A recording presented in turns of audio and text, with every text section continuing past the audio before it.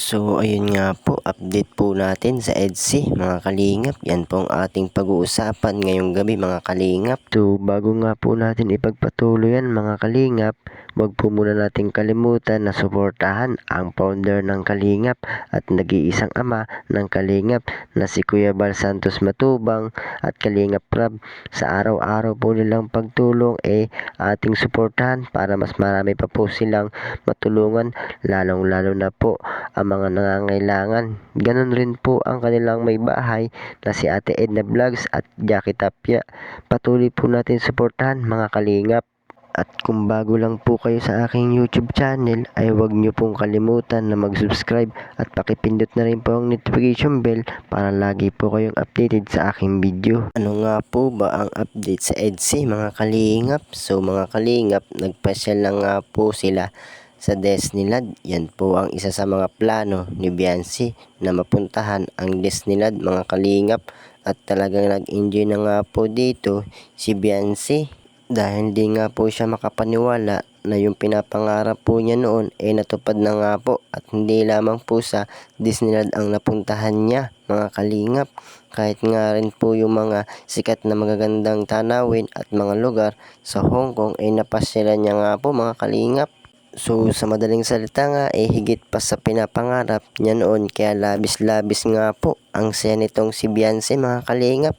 At dahil nga rin po sa habang tumatagal sila sa Hong Kong may ibang nangyayari sa EDSI mga kalingap. So siguro nga po natupad na nga itong dasal ng ibang tao na magkatuluyan nga po itong dalawa mga kalingap. Kung titinan nga po natin parang may somethings na nga itong dalawa. Syempre hindi naman po natin basa ang mga isip nila, pero malay po natin baka maya maya sila na nga po mga kalingap. Talagang sinusulit nila ang pagpunta nila sa Hong Kong, at may sinabi pa nga po dito si Papa Eds mga kalingap, panoorin po natin.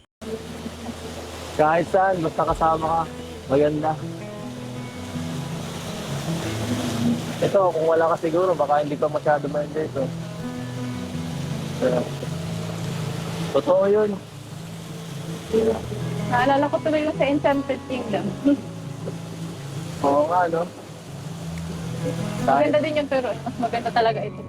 Sabi ko naman sa'yo, di ba? Sabi ko sa'yo, wala sinabi yun. Alam mo, hindi pa nga natin nalilibot yung kalahatan nito eh. Mas marami pa diyang rides na mag-i-enjoy ka. Yeah. Siguro, baka naano ka lang rin kasi may mga ibang tao, di ka masyado enjoy. Naiisip ko, susunod siguro, punta tayo dito kahit tayo lang dalawa. Pag ano ka na, pag tayo. Ay, hindi pwede yun. Bakit? Kasama dapat sila mama para ma-experience naman. Sige, sama natin sila para happy family kayo. Basta kasama ako din, ha. Enjoy ka naman so far. Sobra.